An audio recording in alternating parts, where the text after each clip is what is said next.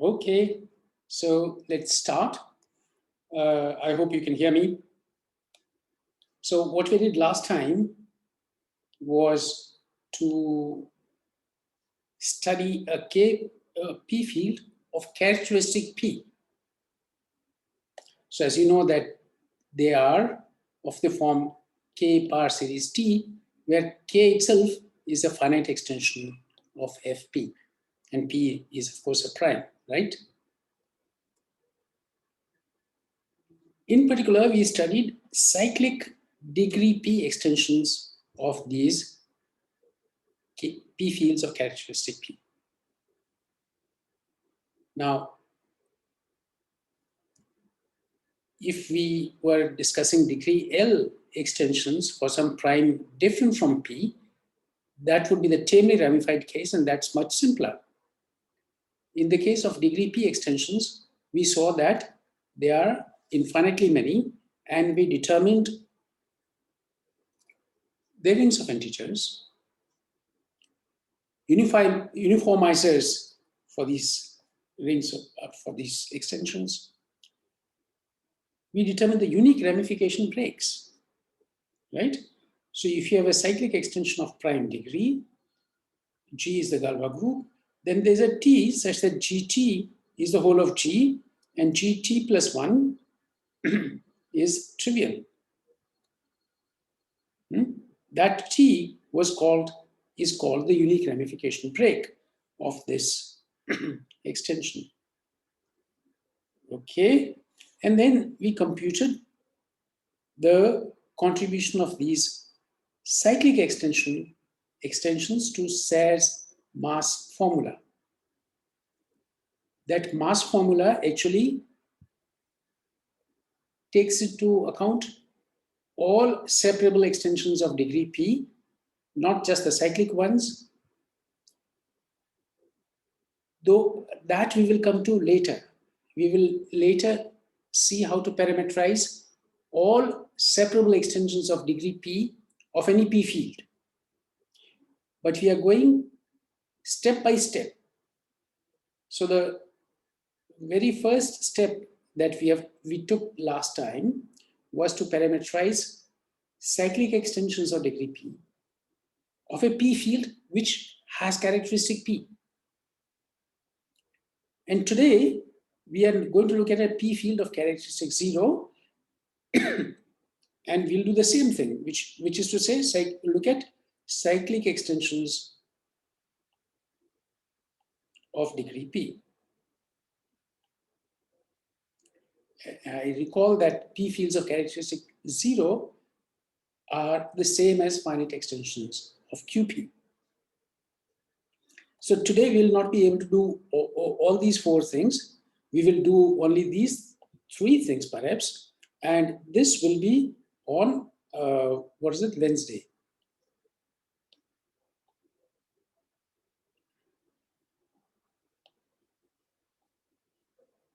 The Serre's mass formula computation will be done on Wednesday. Okay, so let's set up some notation. I have a field K, which is a finite extension of QP. Then there's going to be a ramification index of K over QP. I'll just denote it by E. And if I need it, F will denote the residual degree of K over QP. And that's important. An abbreviation that we will use is E1, which is E divided by P minus 1. So that may or may not be an integer, but we will call it E1. Okay, that's the notation. And maybe this we have already discussed, that if this function lambda n, which is defined for all n greater than 1, is the infimum of P times n and n plus e. Right? That's the definition. Is the infimum of P times n and n plus e. That's lambda of n. Okay, so we recall that the multiplicative group K star has a filtration, right? It can, oh, this is, I don't know what, so this is K star itself, huh? Yeah. So we have K star, the multiplicative group of the field K. Then we have the units of the ring of integers. And then we have what are sometimes called 1 units. The German name is very interesting. It's I think it's Einheiten for U1. Eins means 1 and Einheiten means unit. Okay, so U1 contains U2 and so on. This is the filtration on the multiplicative group, right?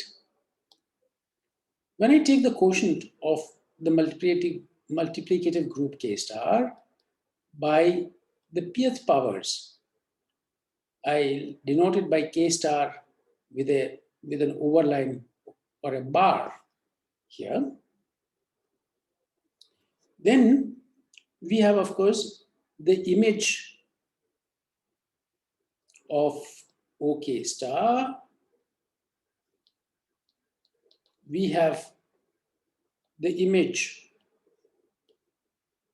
of U1 and so on. We have the image of all the other things. You have U2 here, U3. You'll have U2 bar here, U3 bar here, and so on, right?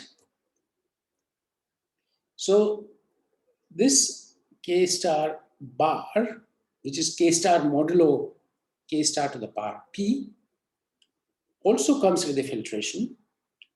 And the first thing to observe, so we would like to compute this filtration and get to know what it is. So the first thing to observe is that if I look at K star bar and divide by OK star bar, then I have this map VK bar coming from the valuations. This map just it comes from the valuation VK, which goes from K star to Z, right? So when I go modulo pth powers, I'll get a map from K star modulo pth powers to Z mod P. And that is being called VK bar. And that is, of course, an isomorphism. Okay, so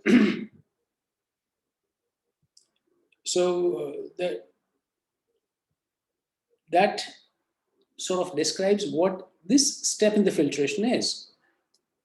OK star bar is an index P subgroup of K star bar, and the quotient is cyclic of order P. The next thing to observe is that U1 bar is the same as OK star bar. Why is that? Because OK star is KK star, the multiplicative group of the residue field, times U1. But KK star is a finite group of order prime to P. So modulo pth powers, it's just a trivial group. Okay?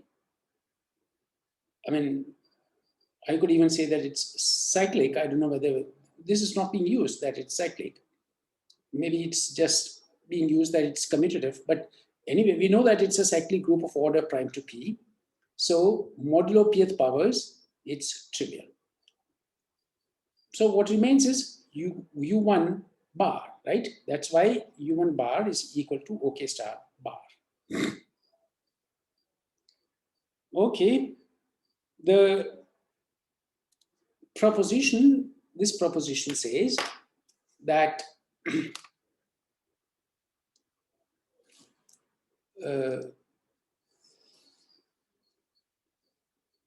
that for every n,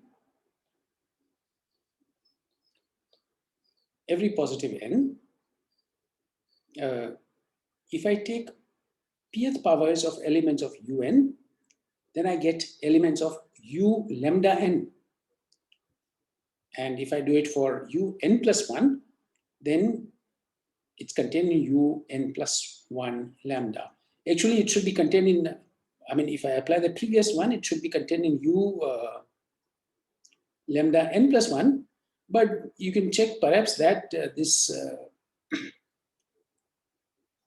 lambda n plus 1 is smaller than lambda n plus 1. And therefore, this is fine if the first one is fine, right? So let's prove the first one. An element of un, what does it look like? It looks like 1 plus a times pi to the n, where a is in the ring of integers and pi is what? A uniformizer of k. That's what an element of un looks like. An arbitrary element of un can be written 1 plus a pi to the n, where pi is a uniformizer and a is an integer. So when I raise such a number, such an element to the pth power, what do I get? I just apply the binomial theorem. And this is the first term, this is the last term, and these are the intermediate terms. Okay, maybe this is the first, okay, so not, this is the 0th term, maybe. This is the first, this is the last, and these are the intermediate terms. Okay, right? You agree with that? This is the binomial formula. Okay. So now, if what I know is that this first term, pa pi to the n, this p, what is the vk of p? What is that equal to? That's equal to e. And of course, the valuation of pi to the n is n. So this whole thing is in pk e plus n, because a, the valuation of a, okay, z is not the thing. A is an integer, is what I wanted to say. It's in, or I want to say that the valuation of this is positive and the valuation of this is exactly n. So the valuation of the whole thing, pa pi to the n, is e plus n. What about the valuation of this? This has valuation which is positive, and this has valuation which is pn. So the valuation of the whole thing is pn, and therefore the sum of these two things, what does it belong to? It will belong to pk lambda n, right? Because the valuation of k, we are looking at vk, right? The valuation of x plus y is always greater than the infimum of the valuation of x and the valuation of y, right? And here, the infimum of, what is it, e plus n and p times n, that is precisely what lambda n has been defined as. That's why this lambda n is here. Okay. And this is what we wanted to prove. If the proof is over, if p is equal to 2, this term is empty if p is equal to 2, right? When p is, there are n plus, no, p plus 1 terms, p plus 1 terms. So here there are 0 terms, meaning, okay, let me not insist upon this. It's clear that this is what we wanted to show if p is equal to 2. But if p is different from 2, we have these intermediate terms. And what do we have to show? We have to show that these intermediate terms belong to pk lambda n. This is what we would like to find out now, right?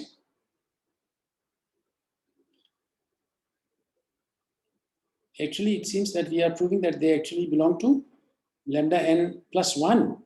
Yeah, this is what the claim is. So let's see what happens. Okay, so let's look at the ith. For each I, there's a term, and for that term is p choose I, a to the I, pi to the in. It belongs to e plus in. pk to the power e plus in.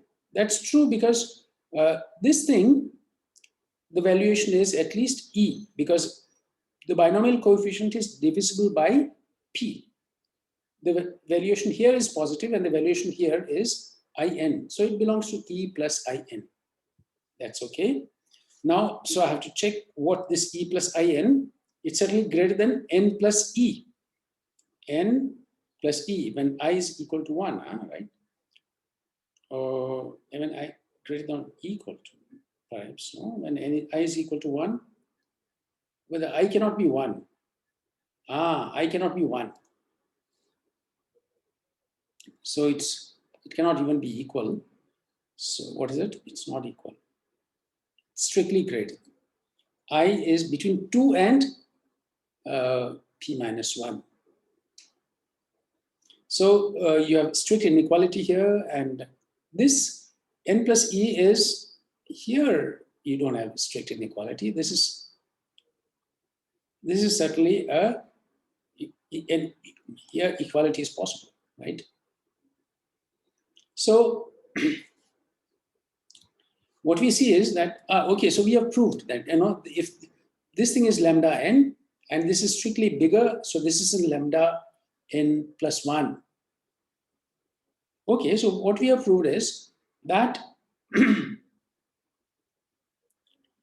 this 1 plus a pi to the n to the power p is 1 plus something hna times pi to the lambda n.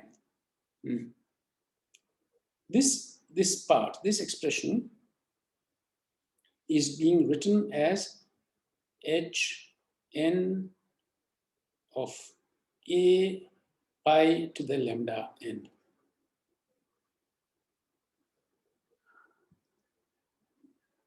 Modulo pi to the lambda n plus 1. This thing is in pi to the lambda. These intermediate terms are in pi to the lambda n plus 1. So when I'm going modulo, this should be here, no? When I'm going modulo pi to the lambda n plus 1, I can ignore those intermediate terms. I just have the first 3 terms as I had written them. This is the 0th term, and this is the first and the last term. And actually, you can check that if n is strictly less than e1, then this expression here is a to the power p. It's only this expression survives, and this disappears when I go modulo pi to the lambda n plus 1. Whereas if n is strictly greater than e1, then this expression will disappear and this expression will remain. So I'll get this minus epsilon times a, where epsilon has been defined as minus p upon pi to the power e. But when n is equal to e1, when n is equal to e1, I mean, that only in particular when e1 is an integer, it's not always an integer, but when e1 is an integer, both those terms remain. The 2 terms were p a pi to the n. No, there's no n here. Pi to the p, perhaps. What is it? No, there is an n. The n is here. Yes, there is an n. So the two terms were this plus the last term was a to the power p pi to the power pn. Both these terms remain, and they when I write my p as minus, or rather minus p upon pi to the e as epsilon, then this expression here becomes this expression. Okay, so let me just repeat. If n is strictly less than e1, then one of these terms disappears, this one disappears, because I'm going modulo pi to the lambda n plus 1. If n is strictly greater than e1, then this term disappears, and only the first, this one remains in this form. And when n is equal to e1, in particular when e1 is an integer, then both these terms contribute, and this is how they get written if I introduce this notation epsilon. Anyway, so in all cases, I get this map from un modulo un plus 1 to u lambda n modulo u lambda n plus 1 for every n. And so the proposition is that when I write minus p as epsilon times pi to the e, epsilon is a unit. This e is the absolute ramification index of k, right? Because I have k upon qp, and e is e of k upon qp. So when I take p as a uniformizer here, it's going to be, and if I take a uniformizer pi here, then p is going to be something, some unit times pi to the e, this e. So I've written minus p, and then the unit is being called epsilon. And the proposition is that, that was just notation. The proposition is that this map, which is reduced from raising to the power p, you have un, if I raise it to the power p, you land in un plus u lambda n, and then you have un plus 1 here. And the same map raised to the power p will take you into u lambda n plus 1. So this is a sub here, this is a sub here. So when you take the quotient un modulo un plus 1, and here you take the quotient u lambda n modulo u lambda n plus 1, you'll get an induced map, which I'm continuing to denote by raising to the power p, this map. Okay, and on the other hand, because I have chosen the uniformizer pi, elements of this can be written as 1 plus a pi to the n bar, where a is of course in OK, and this can be sent to a bar in the residue field kk. That gives you an isomorphism here on the left, and similarly I have an isomorphism here on the right by sending 1 plus b pi to the lambda n to b bar. And this map Hn is the one which I had been talking about here. This is the Hn, map Hn. I've written it again here. So what is the proposition saying? The proposition is saying that the following square commutes. That's what we have actually proved. So this proposition doesn't require any proof. It should be called a corollary of the previous proof. Okay. Right. So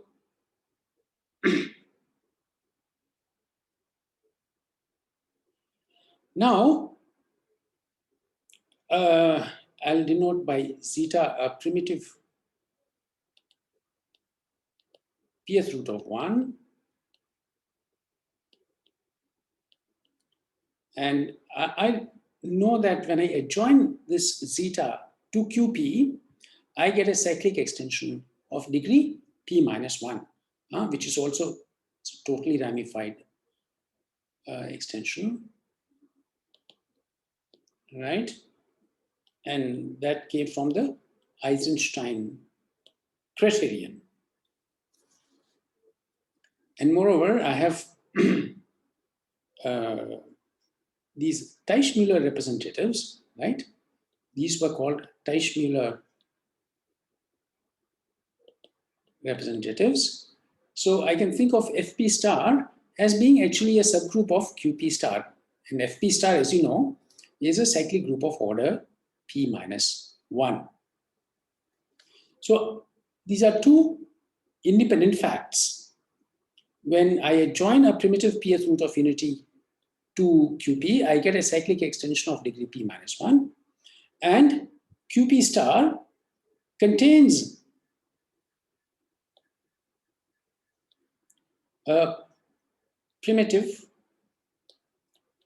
p minus 1th root of 1. Zeta is not that's a primitive pth root, zeta. And that doesn't belong to Qp. But Qp contains a primitive p minus 1th root. This we had seen. So in general, what does Kuma theory tell you? Kuma theory has something to say if you have a field K which contains a primitive nth root, and L is a cyclic extension of degree n, then Kuma theory has something to say about this situation, right? Here, n is equal to p minus 1. So what Kuma theory will say is that in this case, there's some A in Qp star of order p minus 1 in modulo Qp star to the power p minus 1. Such that there's some A such that this Qp zeta, which is cyclic of degree p minus 1, is obtained from Qp by adjoining the p minus 1th root of that A. So here in this general algebraic situation, what Kuma theory would tell you is that L is equal to k nth root of A for some A in K star, right? And in fact, that A will have an additional property, and the order will be n modulo K star to the power n, right? That is what Kuma theory tells you. But let's come back to our field Qp and not to this arbitrary field K. Here this field is any field, right? This is a purely algebraic theory, Kuma theory. So let's come back to Qp and n equal to p minus 1 as here. The question is, for Qp zeta, which is a specific cyclic extension of degree p minus 1, which A works? And the answer is that you can take A equal to minus P. So that requires some justification. So this proposition is the justification. But before stating it, let's remark that when I look at this polynomial t to the power p minus 1 plus p, this is of course an Eisenstein polynomial in QPT. So it's irreducible, and when I adjoin a root omega of this polynomial, this is a root of this polynomial, right? I'll simply call it omega. When I adjoin omega, I get a totally ramified extension of degree p minus 1. Eisenstein doesn't tell you that it's cyclic or anything. So by Eisenstein, I know that this QP omega is a totally ramified extension. Okay, I don't need totally ramified, but Eisenstein, yeah, okay. Eisenstein tells you that it's a totally ramified extension of degree p minus 1. And the proposition claims that this extension of degree p minus 1 is the same as this extension QP zeta of degree p minus 1. These two extensions are the same. That's a very interesting little result. Okay, so what we know is that if I take QP zeta and the number pi, which is 1 minus zeta, it's a uniformizer of this QP zeta. This we already seen, right? When discussing cyclotomic polynomial extensions. So in fact, in general, if I join QP zeta to the Pn, then 1 minus zeta p to the n. So this is if I join a primitive p to the nth root of unity, then 1 minus that zeta Pn is also a uniformizer of this QP zeta Pn. And this is the case n equal to 1 here. You have QP zeta and pi, which is 1 minus zeta, is a uniformizer of QP zeta. We also know that the norm of this is equal to p. Huh? How do you know that? Because if you look at the Eisenstein polynomial satisfied by this pi, then we had computed it last time. The constant term of that Eisenstein polynomial is p, and that is the norm of pi. Or so one can check that. Yeah, this is true because f of 0 is equal to p, maybe, yeah, I don't know about sign plus minus, but where f is the minimal polynomial of pi. So this you need to check, and that tells you that the norm of 1 minus zeta is equal to p. But 1 minus this QP zeta over QP is also a Galois extension with a cyclic Galois group of degree p. And the conjugates of 1 minus zeta are 1 minus zeta itself, 1 minus zeta squared, 1 minus zeta cubed, and so on, all the way up to 1 minus zeta to the power p minus 1. These are the conjugates. And the product of these conjugates, of course, will have to be equal to the norm of this 1 minus zeta taken from QP zeta down to QP. Okay, so look at each of these factors, 1 minus zeta to the power I. Divide by 1 minus zeta, call it ui. But I mean, this comes as so when you divide, you get this expression. And what you know is that zeta is, of course, congruent to 1 modulo pi. Not only is it congruent to 1 modulo pi, it's actually equal, zeta is equal to, I don't know what, 1 minus pi, right? Yeah, that's right. Zeta is equal to 1 minus pi, and therefore it's congruent to 1 modulo pi. And therefore, when I have this expression, which contains, I don't know how many terms, 1, 2, I terms, so this is congruent to I modulo pi, right? So P can be written as P, which is the norm of from QP zeta down to QP of 1 minus zeta. That is the first expression was this 1 minus zeta times 1 minus zeta squared, etc. Now each of these 1 minus zeta to the I have written as 1 minus zeta to the I have written as ui times 1 minus zeta. That's it.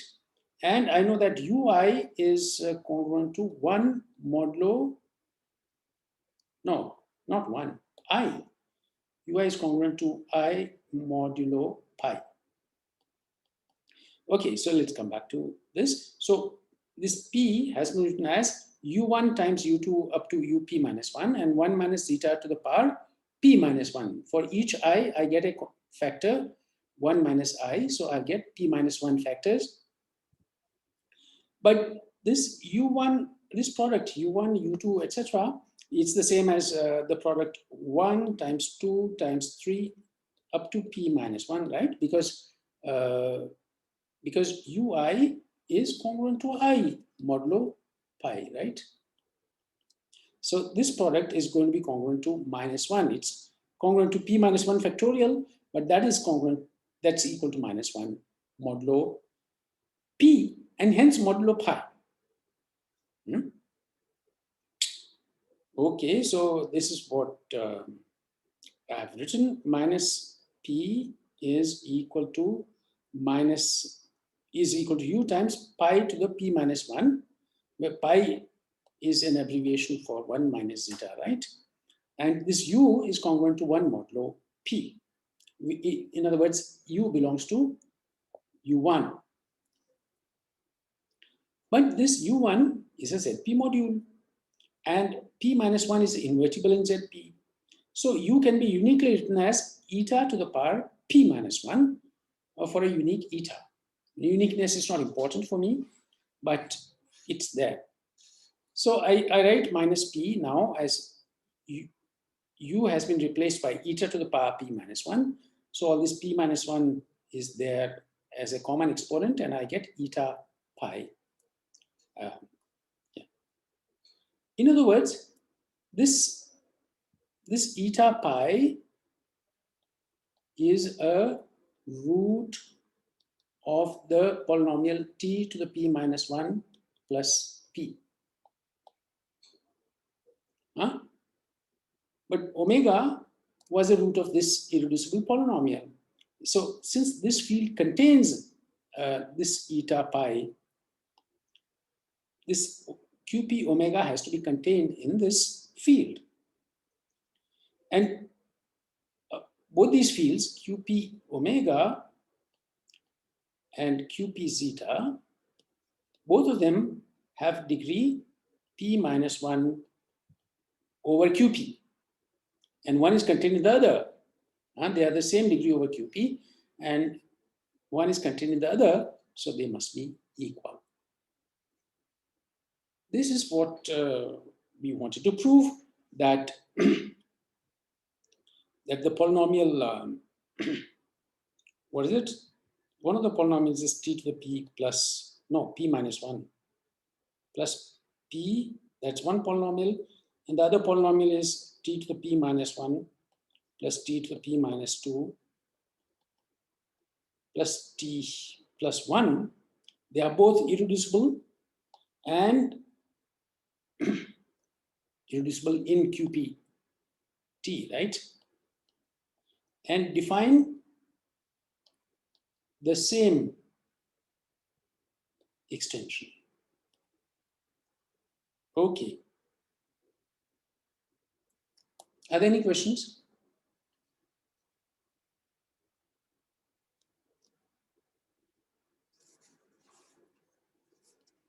No. Okay, so let's continue. So I take a finite extension of QP. I have this absolute ramification index E. And my question is going to be, when does K contain zeta? Which is a primitive pth root of 1.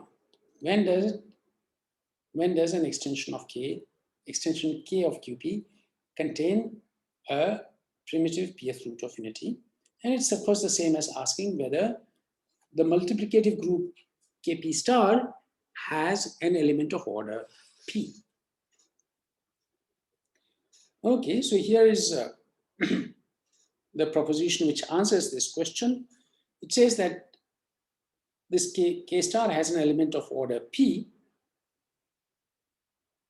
if and only if the absolute ramification index is divisible by P minus 1. That's just one of the conditions. The other condition is that when I write minus, or if I define the unit U as minus P divided by pi to the E, that's a unit, minus P divided by pi to the E. What's the valuation? The valuation Vk of this thing is equal to, for the valuation of pi is E, and the valuation of this thing is also E, so E minus E equal to 0. So U is a unit. So I can talk about U bar, which is its image in K star in the residue field, right? and in the multiplicative group of the residue field. And the second condition is that it should be a p minus 1th power in this multiplicative group of the residue field. Okay, that's the proposition. K star has an element of order p if and only if E is divisible by p minus 1 and the unit U, which by definition is minus p divided by pi to the power E, where pi is the uniformizer of K. So this unit U should reduce to an element of the multiplicative group of the residue field, which is a p minus 1th power. So here's the, okay, so the first thing to ask is, I mean, this condition seems to involve, I mean, here,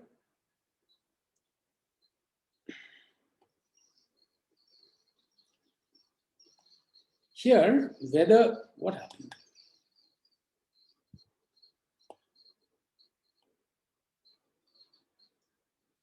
Here, whether K star contains an element of order P or not is completely independent of the choice of a uniformizer. Whereas here, this condition seems to depend on the choice of a uniformizer because I mean, that's what it looks like. Because I can see this pi appearing here. So the first thing to check is that this condition is actually independent of the choice of pi in the presence of the first condition. So the first condition is that E should be divisible by p minus 1. Now if I choose a different uniformizer pi prime and I take the unit U prime to be minus p divided by pi prime to the power E, then what do I have? I have U prime is, so instead of minus p, I have now written U times pi to the power E, right? So instead of this, and then I compute and I get this expression here where A is this. But this p minus 1 is, let's call it E1. So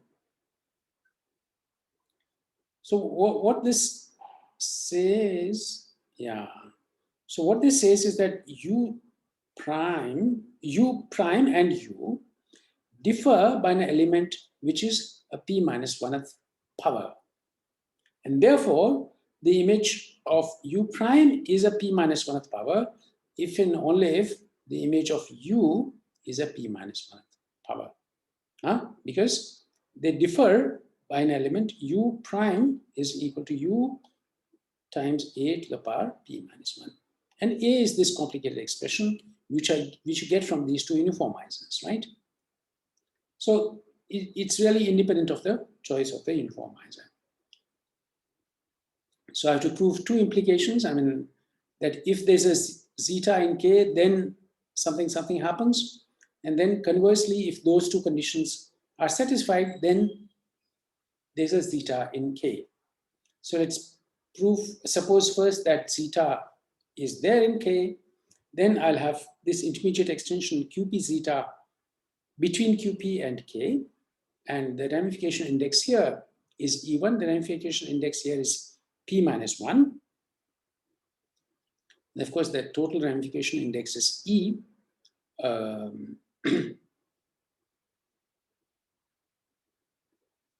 And therefore, this E has to be divisible by P minus 1.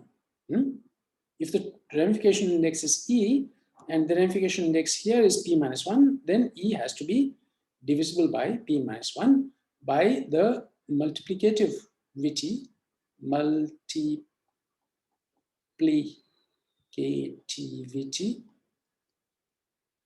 of ramification indices.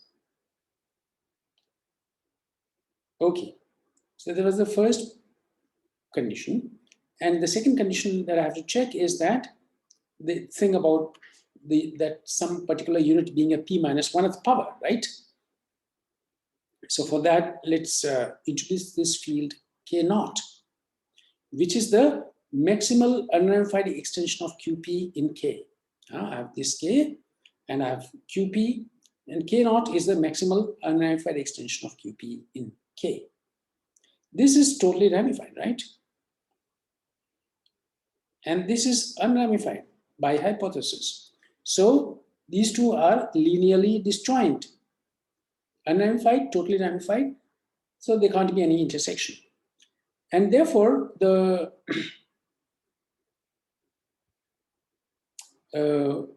ramification index here has to be equal to E1, right? E1 was,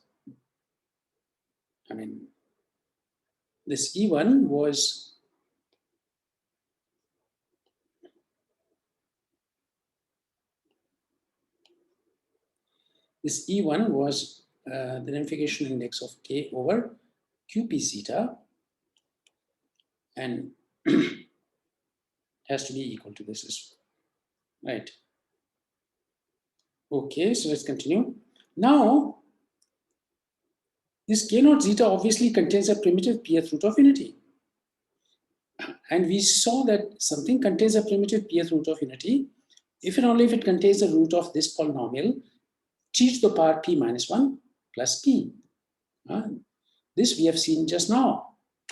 Because when I adjoin a root of this polynomial, I get the same extension as when I adjoin a primitive pth root to QP. And this omega is a uniformizer of this K naught zeta. Why is it a uniformizer of K naught zeta? Because it's a uniformizer of QP zeta. This I know by Eisenstein. QP zeta is equal to QP omega, and omega is the root of this. So by Eisenstein, this omega is a uniformizer of this field, but this extension is unramified, so it's also a uniformizer of this field. Omega is a uniformizer of this, okay? So this is the explanation, yeah. So now I write omega as epsilon times pi to the E1. In what? In K. So,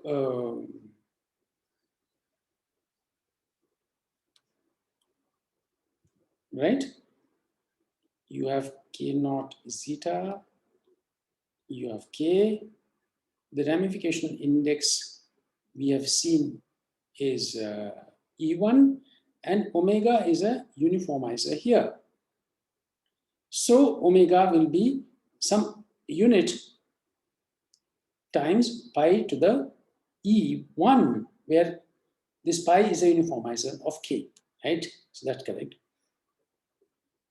Now I raise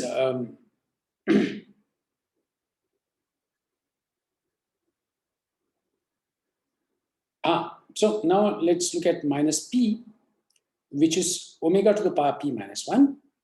So this can be written as, but omega is equal to this thing, so I can write it as epsilon to the power p minus 1, pi to the power e. E is equal to p minus 1 times E1, right? So clearly this will belong to a case, the p minus 1th power of the multiplicative group of the residue field. So we have proved it in one direction. Conversely, let's suppose that E is divisible by p minus 1 and U bar is a p minus 1th power in the residue field. Whenever I write minus p as u times something, right? Then this u, which is a unit of k, can always, of course, be written as some one unit times something which is a Teichmüller representative, right? Because OK star is omega of kk star times u1. But the thing which is in u1 is obviously p minus 1th power, because u1 is a zp module and p minus 1 is invertible in zp. This epsilon, this is a p minus 1th power by hypothesis. And therefore, this minus p is going to be, you can write it like this, where e1 is an integer by because e is divisible by p minus 1. And therefore, this k contains a root of this polynomial, which is the same as containing a primitive pth root of unity. So it's not complicated. You just have to go through it once to see what's happening. Okay, so I don't know whether I'll need this. Okay, let me just do this as well. Suppose I have an element of order p to the r. Then this proposition says that it belongs to UA, but does not belong to UA plus 1, where A is E divided by phi p to the r, and phi p to the r, recall, is just p minus 1 times p to the r minus 1. First of all, why is E divisible by this phi? Because by hypothesis,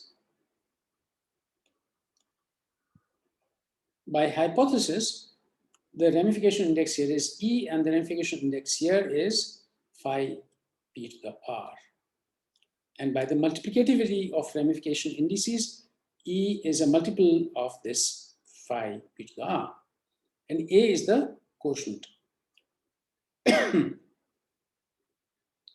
So this psi r belongs to UA, but does not belong to UA plus 1. Okay, so here was the explanation that A is an integer, because this ramification index is, and the ramification index of k over qp is equal to the ramification index of k over qp psi r times the ramification index of qp psi r over qp, right? Which is phi p to the r. Fine. Anyway, so what is the proof? The proof is, let's look at something that we had done earlier as well. You have QP and you have K here, QP here at the bottom, and you have this cyclotomic field, and then you have the maximal unramified extension of QP in K. I'll call it K0. So this is unramified. This is totally ramified of degree phi p to the r, and therefore this has to be unramified, right? When I take the composite term. Anyway, so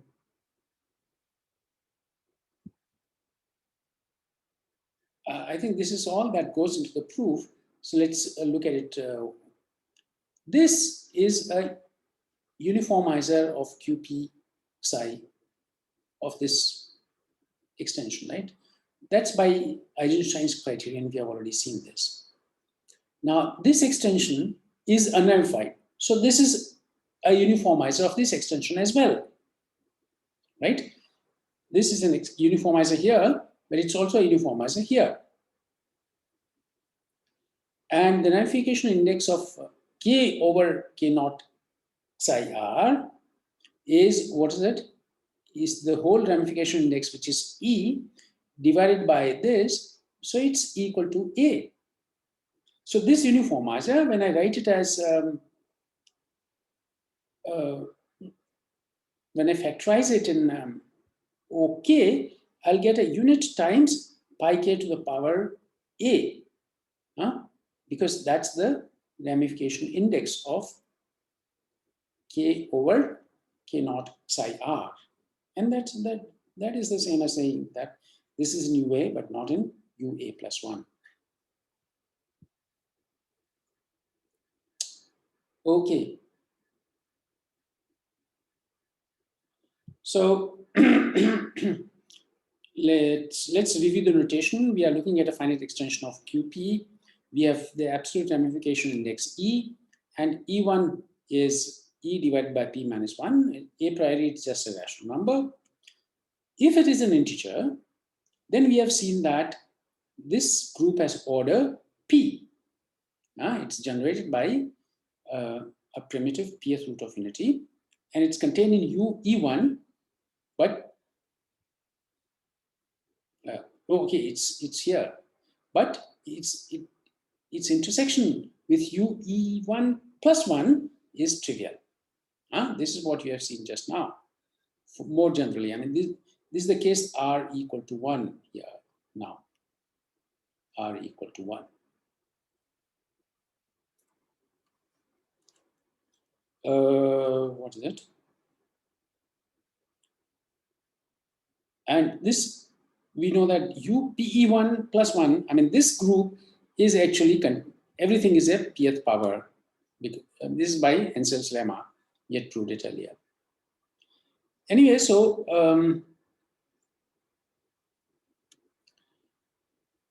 the raising to the power p map takes this into this. Obviously, this is in the kernel, and the co-kernel UPE1 bar is exactly the co-kernel of this. I mean, this is the image of UPE1 in what I had called K star bar, which is K star modulo K star to the power P. Yeah, here it is. It's the image of this in U1 bar or K star bar. Okay.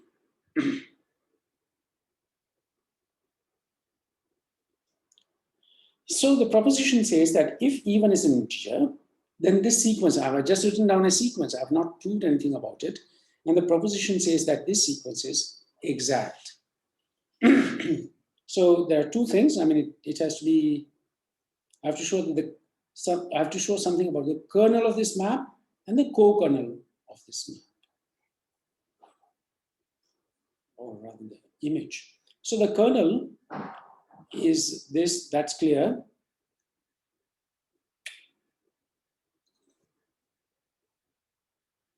And then I have to show something about the image, right? Image, I have to show that it's equal to whatever I have to go modulo here in order to get this. And this is what I have to go modulo. This is a subgroup. This is the kernel of this. This is the kernel of this map. And I have to show that the image of this previous map, which is this by definition, is equal to this kernel. So let's take now, so it's exactly E1. If it were somewhat, if I had an X which is in UR, but not in UR plus 1, then X to the power P would be in PR, but not in PR plus 1. This is what we have seen earlier. But PR plus 1 is going to be strictly less than PE1, and therefore X to the power P cannot be in UPE1. So it shows that these two things are actually equal. Maybe you need to understand what exactly is going on, and it's not difficult. So you just see what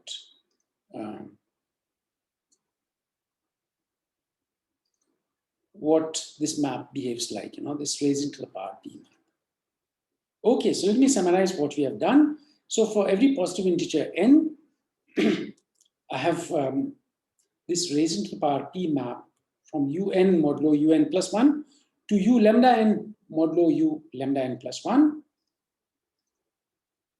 This is an isomorphism for all n except when zeta is in k and n is equal to E1, because this is precisely the case when this is order p, right? And if this is order p, then of course this also will have to have order p, because these things are, think of them as finite dimensional vector spaces over Fp. So except in this case, when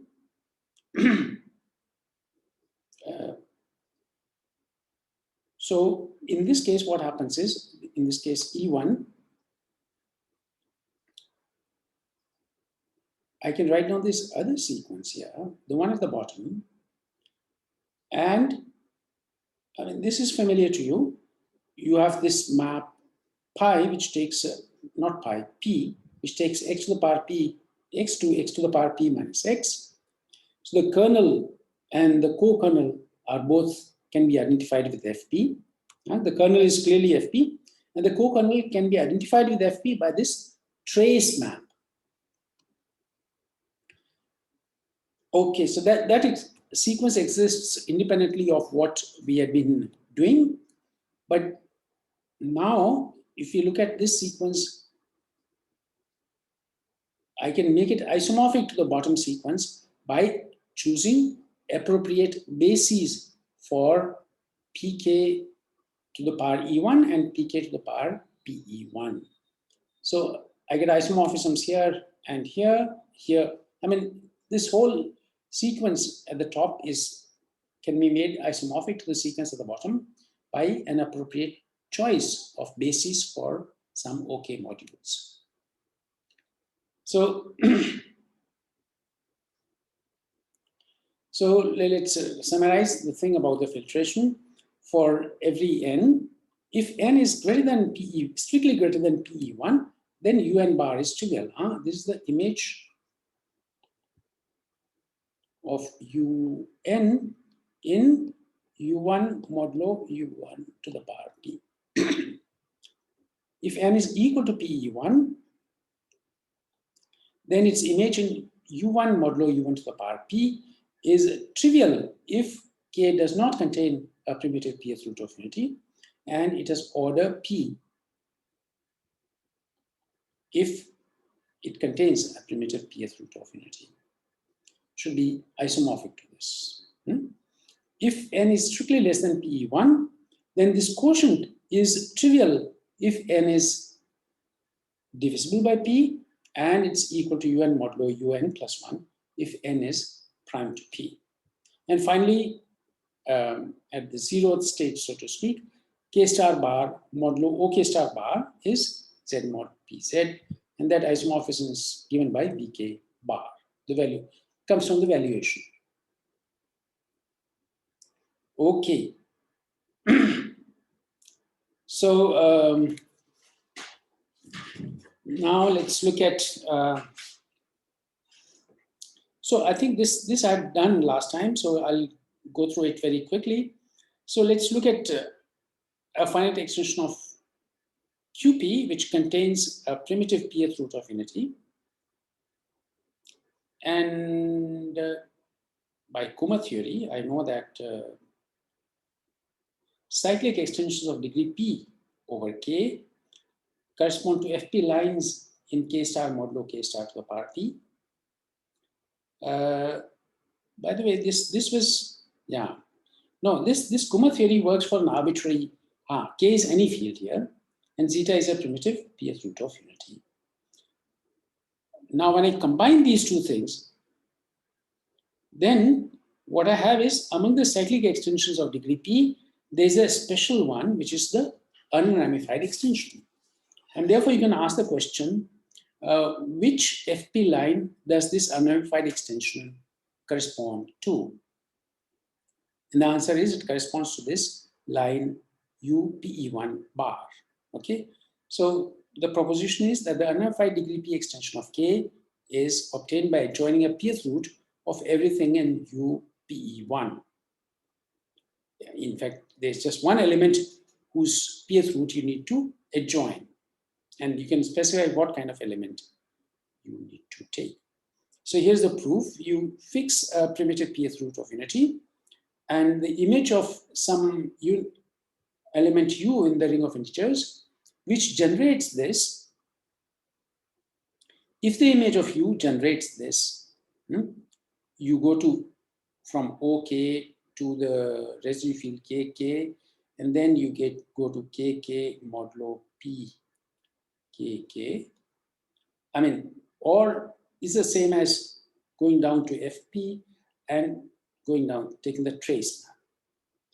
Okay, so if the image of U generates this, then the image of this element eta will generate PE1 bar.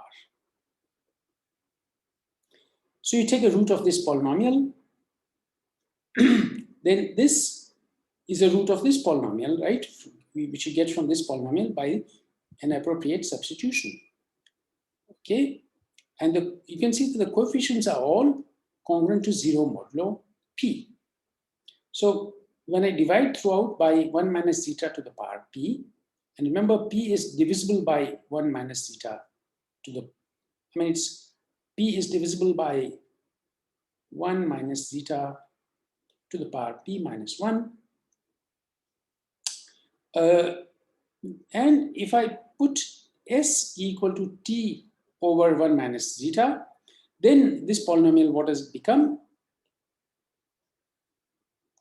Then this rho, this is sort of t minus 1 upon, or what is it? Yeah.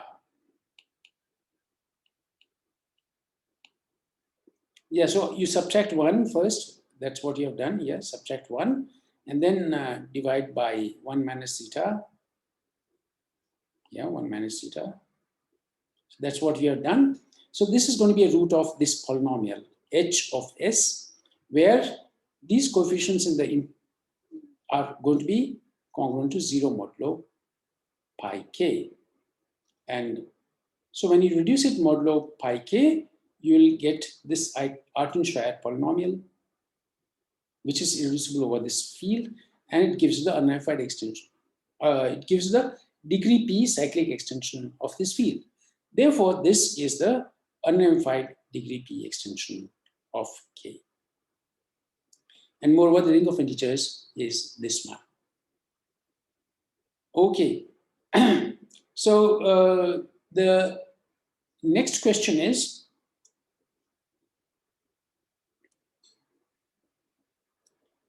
so suppose, okay, so this I'll skip. This I think we will skip because it's not very relevant. It was just something which might have been done, which would have been a good exercise, but yeah. This is what I want to do next. So, yeah, before I start, so we will now discuss. So,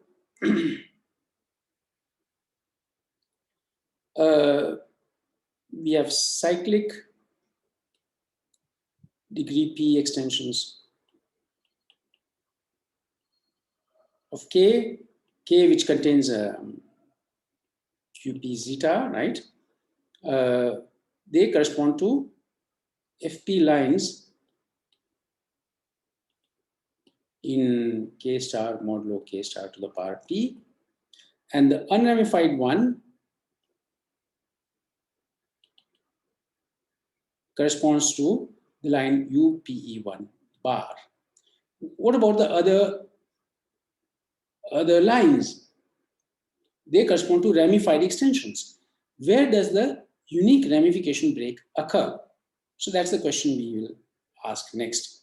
So K is a finite extension of QP zeta. E1 is the ramification index of K over QP zeta. L is a finite cyclic extension.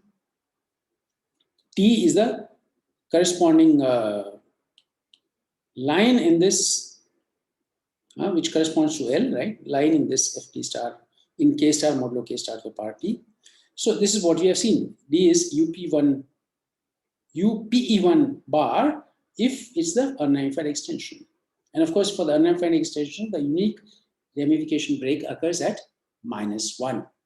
So where do the ramification breaks occur if D is different from this line? That's what I said here again.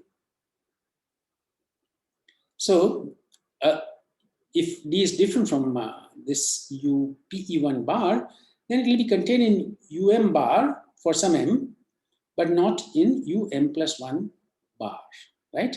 And this M will be some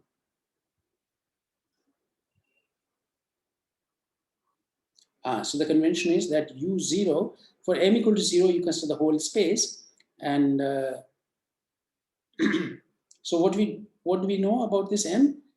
M is between 1 and PE1, so it's not equal to PE1, and M is prime to P. This is what we know. And the proposition says that the unique ramification break of this Galois group occurs at PE1 minus M.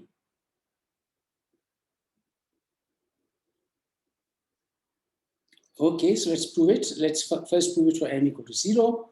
Then D is generated by the image of a uniformizer, because D is in K star modulo K star to the power P, but D is not contained in U1 bar modulo U1 to the power.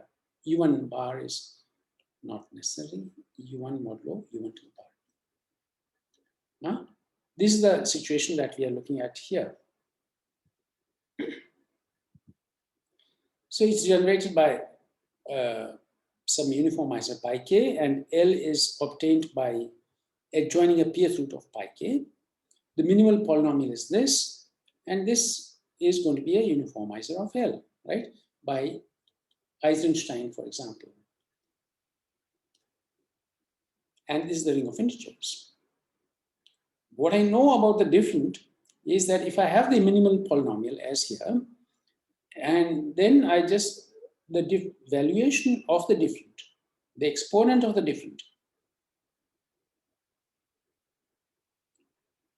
is the valuation of the derivative of the minimal polynomial evaluated at this thing. And the derivative of this polynomial is p times t to the p minus 1. So I'll get p times pi l to the p minus 1, because this t is being replaced by pi l. Now the valuation of p is VL of P is P times Vk of P, because L over K is totally ramified of degree P, and Vk of P is E, right? And therefore the valuation, the L valuation of P is PE.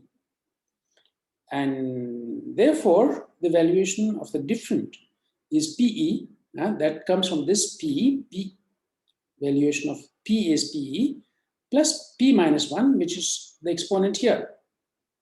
So you can write it as this. Now, if you know that the unique ramification break occurs at some t, then the valuation of the different is P minus 1 times 1 plus t. So now you equate P minus 1 times 1 plus t is equal to P minus 1 times 1 plus PE1. What is this? Something wrong here.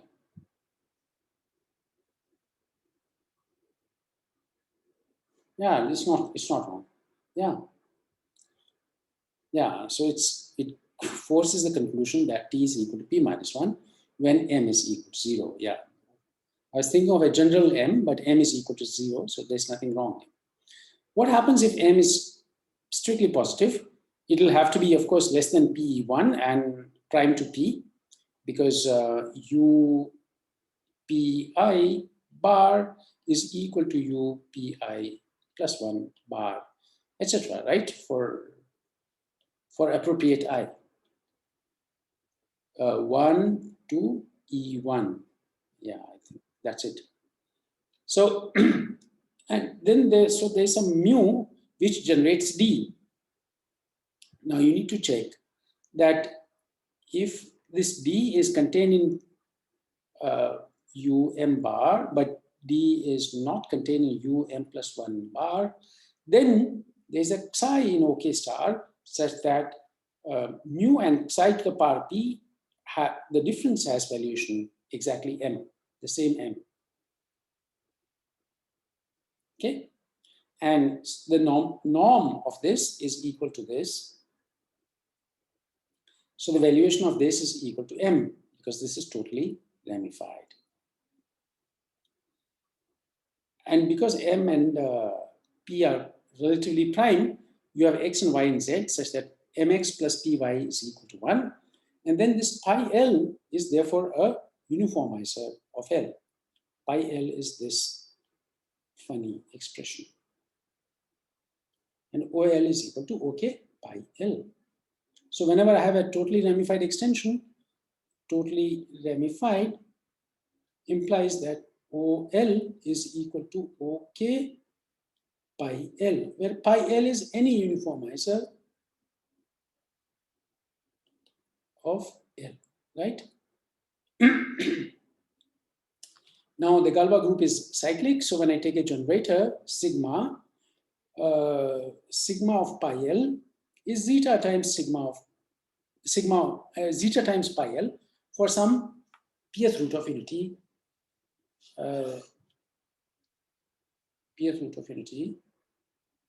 in K star y. Why is that? Let's see, pi L.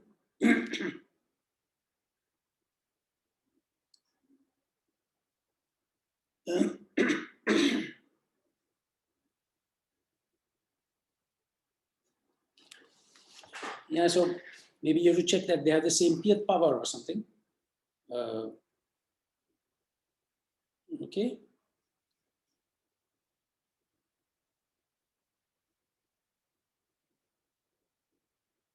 Yeah. So, yeah, so I think it will follow from this definition. Yeah, you apply. Okay, so you have this, and therefore sigma of pi L upon pi L. What is this? It cannot be. No, this has to be sigma of pth root of mu is equal to zeta times pth root of mu. It's not about pi L. That's incorrect.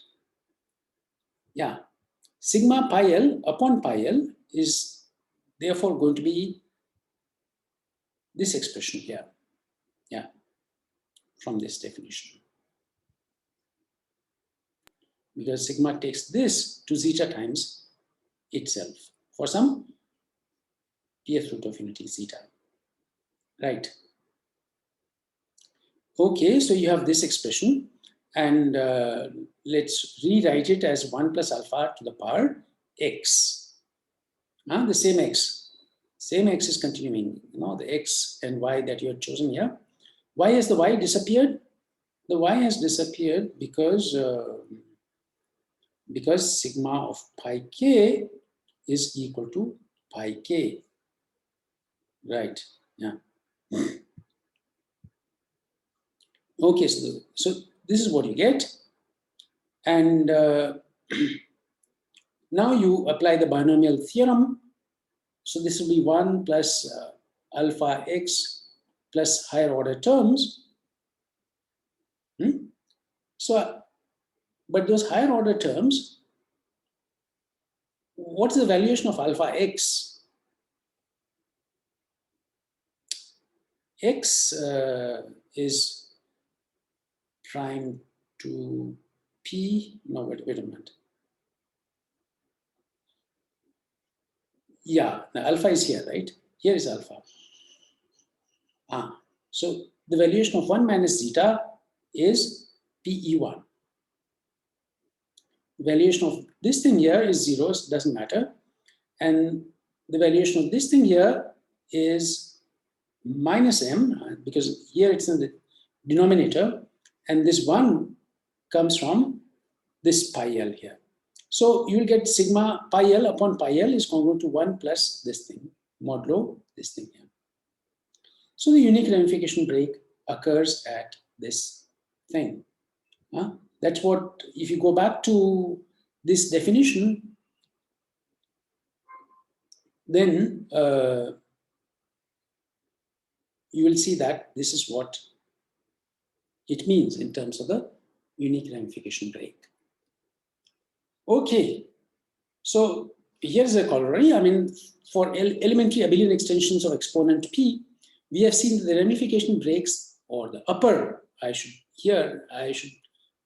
make a distinction between upper and lower ramification breaks. The upper ramification breaks are exactly the ones where cyclic extensions of degree p contained in that extension have their unique ramification breaks. And the cyclic extensions of degree p can have ramification breaks at -1 if it's unramified, at integers m, which are strictly between 0 and pe1, which are prime to p, and at pe1, if in some, right, if this was the case, m equal to 0 earlier. Anyway, so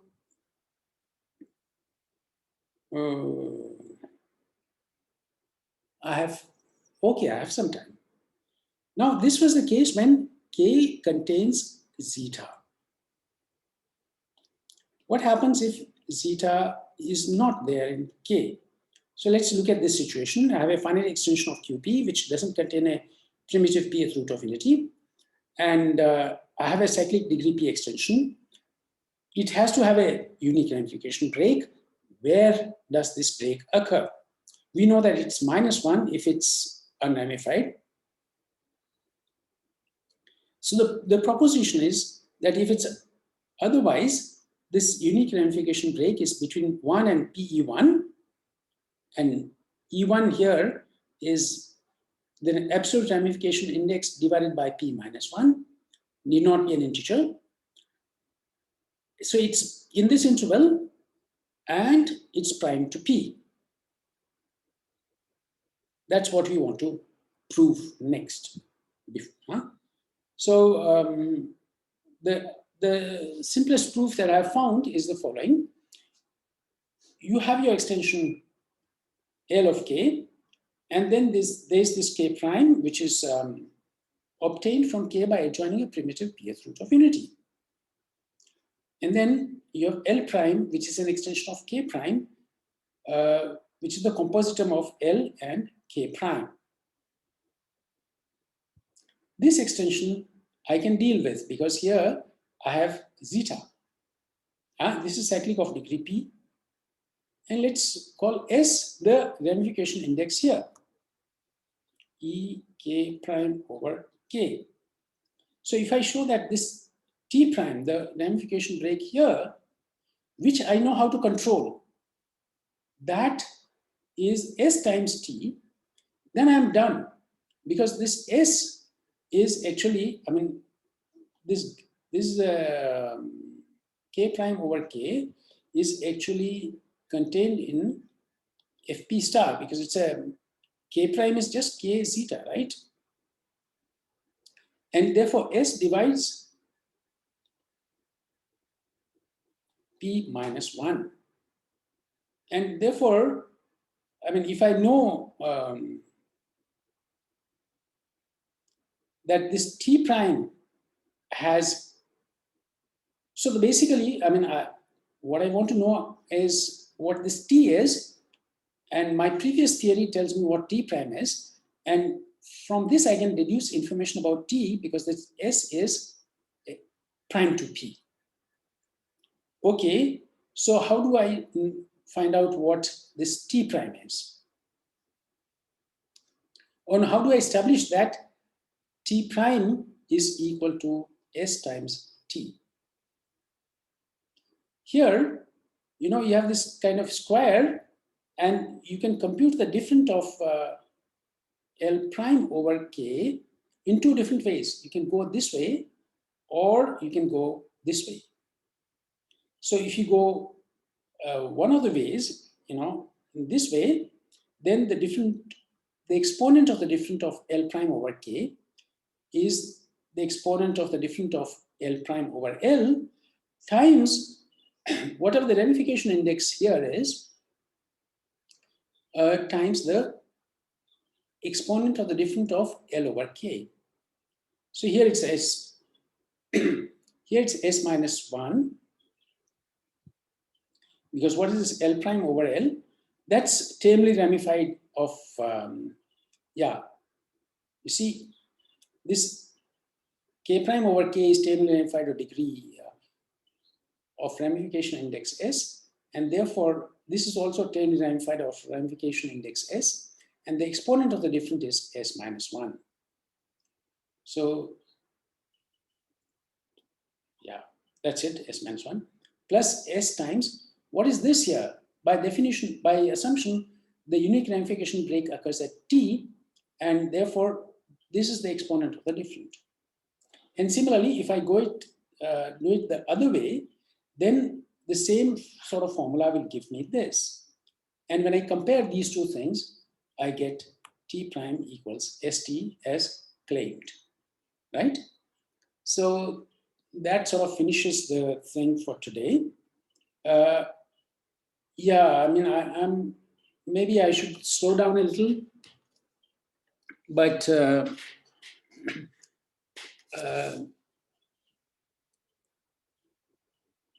yeah, so next time is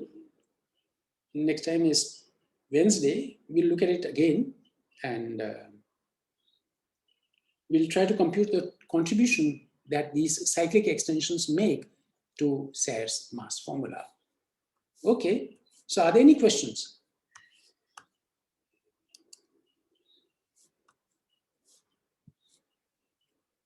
If not, I'll end the session today. Okay, see you on Wednesday.